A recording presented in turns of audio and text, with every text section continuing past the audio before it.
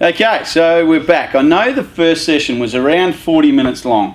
Now, for our guys, it's an hour, pretty much on a Monday night. But I really wanted to set the scene and establish some of the stuff that we had, the groundwork, the foundation stuff, because if we don't get that right, whatever we build on that is going to just become unstable. So really important. If there's stuff that's not clear, you're not getting, you're not understanding, happy for you to personal message me or come on a Monday night. You get the more experience if you're 12 to 25, so I invite you again. So I'm going to try and do this session in about 20 minutes. So there's going to be a heap. We're going to leave out stories and so forth, but I'll try and give you as much value as we can. As you can see behind me, of course, that tree is beginning to grow. You would have seen that in the last video because you had the advantage of that. But we're moving into now the branches, how the things play out in our lives. And that's not even the fruit yet. We're not even at fruit stage yet. We're just how these branches begin to sort of spread out into our lives and how they're affected and what do they actually cover.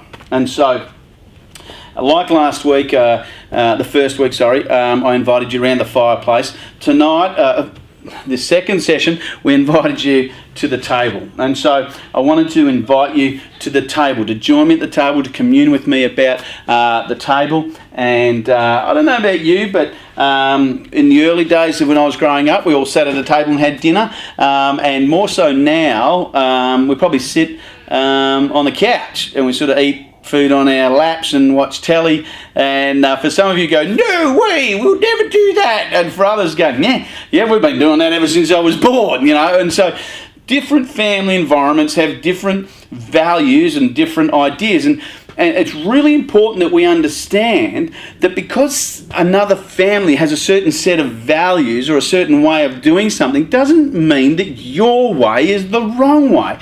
This is the difficulty with, because then that taps back into shame and guilt.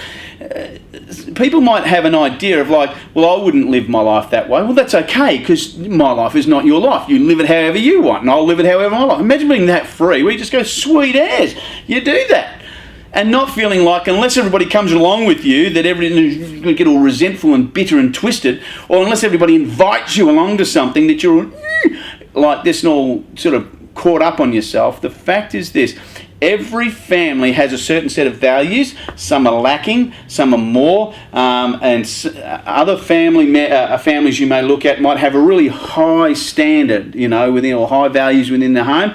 Now the difficulty is, if the journey of a young person or an adolescent through those formative years into their adolescence, into their adulthood, if it's not explained why these things are the way they are, often what can happen is a young person will go to another room, another house, another family, and they will see a different set of values roll out and go, yeah, I think I like that more than mine. Then what happens is that young person comes back home, this could be you come back home and you begin to resent the issues or the values of your own home. Now, the reality is that every parent, no matter how many hundreds of manuals there are out there on parenting and husband and wife relationships and all that sort of stuff, somehow our relationship or family just doesn't seem to fit the book. And so it's really important that we identify what our values are for our home. What is the harmony? What is the note that we want to exist within our home? Both as a young person existing in that home and as a parent contributing to that, it's harmony. Now, when my kids were younger, they had an awful harmony, because they used to scream a lot. So if the kids wanted something, like as babies, you'd hear this almighty blood-curdling scream and you think, what's going on? And it's just they wanted a bottle or they wanted some attention or what have you. Now, the interesting part for us, as we grow up, a friend of mine grew up in a home where he would have a tantrum every time he couldn't get his own way. He would have a tantrum. He would throw things and slam doors and carry on. And what he realised is as he grew older, that behaviour followed him into his marriage. And so when he got married and then he wouldn't get his own way with his wife and things like that, he would carry on and sook and be cold and all the rest of it and slam doors and drive off and all that sort of stuff. And so when you trace it all the way back, it's because there was a behaviour that was established way back here in his family of origin. Now for me, I grew up in a home where there was a lot of lack in our home. I mean, yeah, there was a whole lot of challenges around my upbringing. And so what I learnt to do was to be two things. One, not hang on to things too tightly because they could be gone within a moment. And two, that I would remain silent about things. So as I got older and got into relationships and so forth, one of my behaviours became silence. Now, some people say silence is golden. It ain't. It's deadly. It can be manipulative and twisting and shameful and guilt-trippy, and it's silence. And you say, well, I didn't say anything. Well, you are saying something even by not saying anything. And so we develop, some become loud, explosive people, and others become silent and withdrawn and cold, and all of a sudden that communicates just as much as the noisy person. And so we have all these sets of values that we have in our home, and sometimes we articulate, we speak back to them, and other times we become silent about them because we think, oh, that's just mum and dad. I've been in family environments where I've walked in to a family environment, and all of a sudden there's this kind of, you could feel it, there's like this tone within the home, and I'm going, something just feels weird here. You know, something feels, you know that expression, you cut the air with a knife, and it just feels like that. I go, what's going on? Nothing. Really? Okay, well, things just feel weird right now. Oh, we should go. Why are we going? Why are we not talking about something? Well, I don't know. We don't. We just don't talk about it. Therein lies the challenge as well. When anything's not spoken about, that leads to unresolved issue, and unresolved issues as an adolescent rolls out into your adult life where you will not face conflict well, and you will not address issues that is not really that personal. So we make these issues personal, but they're not. There's just a process. You live in this home, you pay your board, you do the dishes, you contribute. But because we feel all these things as a kid, we learn how do I say it without hurting them, without offending them? What are you talking about? You just say it. Well, that's not always how it rolls out, is it? So in our home it might be this way, in your home it might be that way. I remember many times in my upbringing, especially in my adult life as I was in my early 20s and into my 30s, was expectations of trying to live up to my mum's expectations, or my people that were in my world without incriminating others. There were people that were in my world that were just trying to should you all the time, and they're just going to make you feel awkward. So the challenge for us is that in our home environment we have a certain set of values. Now, if this helps you in any way, I'm going to lay out some things along the bottom of the root system here that might have been well done or not well done. So you need to decide on what that is. Now, in our family of origin stuff, one of the things that we learn really clearly is how to communicate or not. Right, so both is true. Communication becomes a root system, right? It's learning how to interact, how to engage, how to develop, whatever. So communication is really important, and you learn that from your family of origin. If you don't learn a good communication, you're going to be sad later on. One of the other things that you will be looking at is you learn how to deal with emotions. They're either don't act like that, don't be like that, don't talk like that, don't say things like that. You're always angry. Now, for blokes, fellas, males, one of the challenges for a male is that they haven't developed as an adolescent yet a full language structure in one side of their brain that can connect the emotions in the other side of the brain, so they have fight or flight as their kind of response, reaction. Purely anger is a reaction to something that's important to me is being defiled at this point, as being offended, being upset, being affected in some way, and I'm feeling something. And so you get this kind of internal. Now, for some guys, they internalise it and just get angry.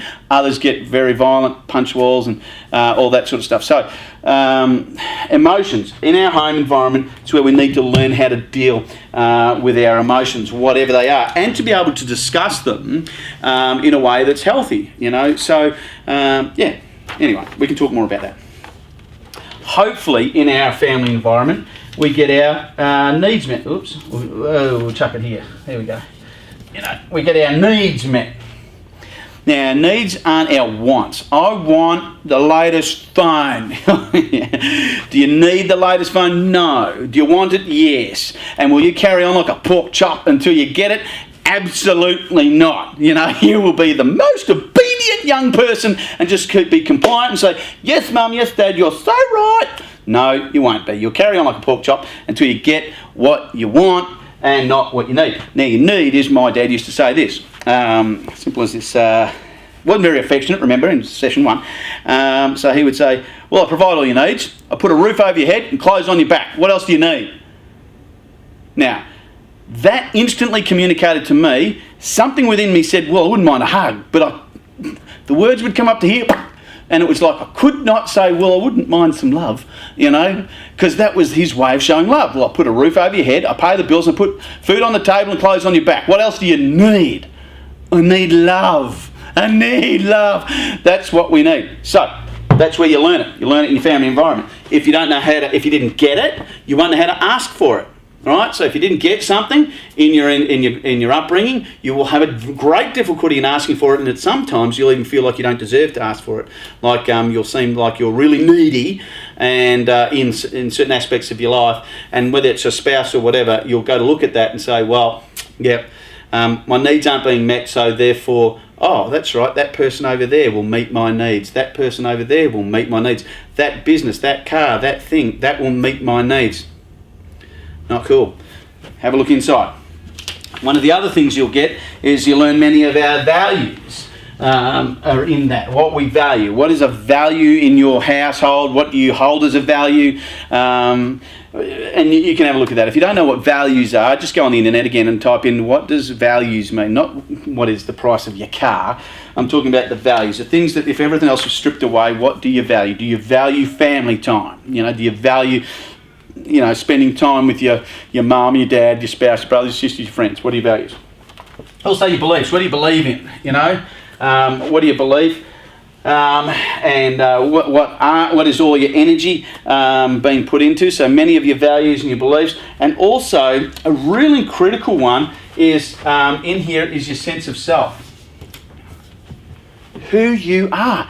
Now, this is not to bag parents. I'm a parent. I get it. I know at times I've missed it. I've lost the plot and not got this one right. And I've had to go to my sons and apologise. And hopefully they'll be gracious enough and forgiving enough to say, yeah, we'll get you. We'll fix you right.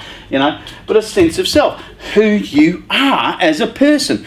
Now, the challenge for us as parents is that we have to study our kids at times because we have to look at them and say, if I apply the same set of rules to this one and to that one, they're two totally different individuals. But you'll hear the response from a young person that says, so-and-so gets away with everything. Well, like everything, but not everything, probably a few things. They get away with everything. And you don't treat them the same. You don't do the same. You don't discipline the same. You don't cut off their phone. You don't take away their pocket money. Well, that's because they respond differently.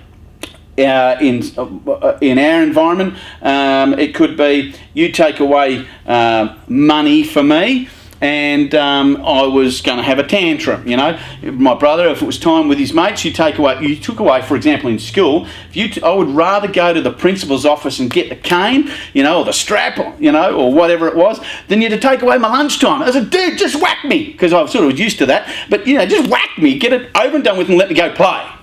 You take away my play, and it's like, Now, the interesting part is as I've grown up as an adult, when I feel like I'm in a disciplined place, a place that's been constricted and I'm being held accountable for something, what do I want to do? That's right, I want to go play. So there's the stuff that you kind of look at now. In order to retrain, I have to go, right, I'm under pressure, I need to get this thing done, and it's not a time to play. I will play once I've done my area of responsibility. So the challenge for us is this. All of these root systems, as you can see, begin to draw out and affect the way that we begin to live our lives as individuals. All of these things are really core to who we are and what helps form and fashion us, no matter how old you are. I don't care whether you're 12 years old or whether you're 92 years old. These things are really affect and draw out of that. And if you hear words like shame, guilt and should, you know, and all those sorts of things, these are manipulative statements. And so be careful as a parent, as a young person, that you're not developing patterns, a root system, that's going to have a negative impact on your friendships, your relationships, and eventually your own families. It's really critical you understand it. And don't take this and look at that and say, this is, yeah, Dad, that's what you do. You know, this is not about grabbing the root system and then yanking it out of the ground and then clobbering your parents with it at all. Not at all. This is about understanding that we are broken people. We are broken individuals, and there's stuff that's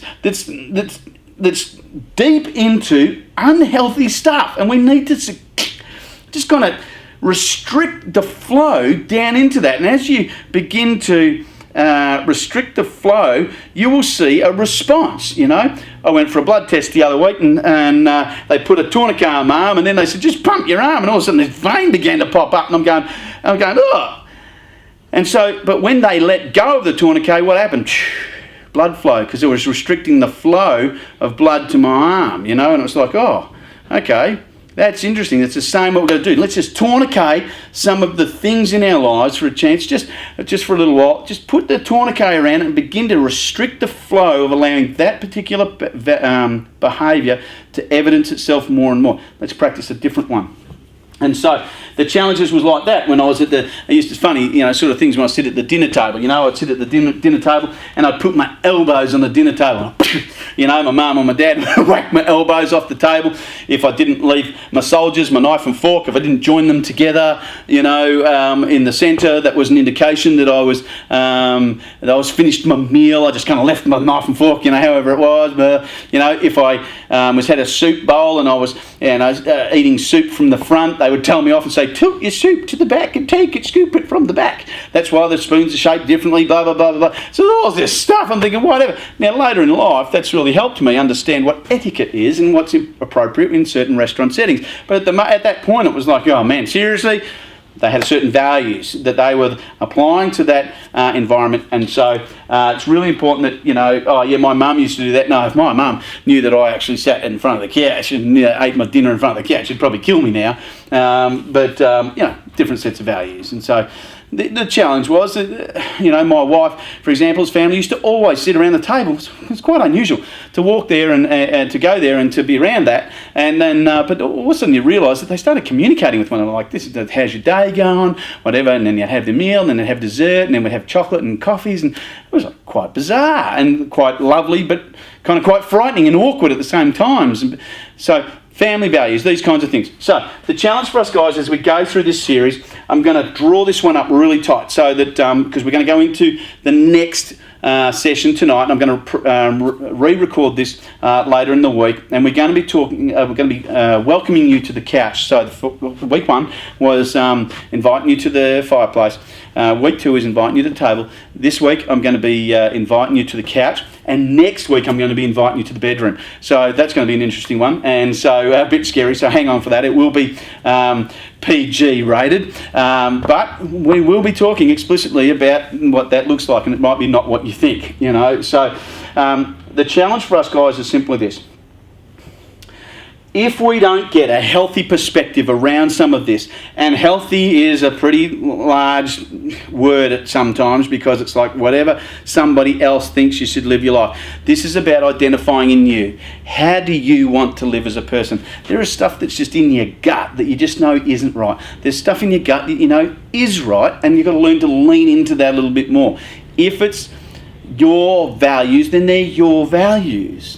Okay, so it's really important to get well with yourself, to get unlocked from some of the stuff. If you don't believe in a certain set of values your parents have got, or your mum or your dad or whatever, then that's okay.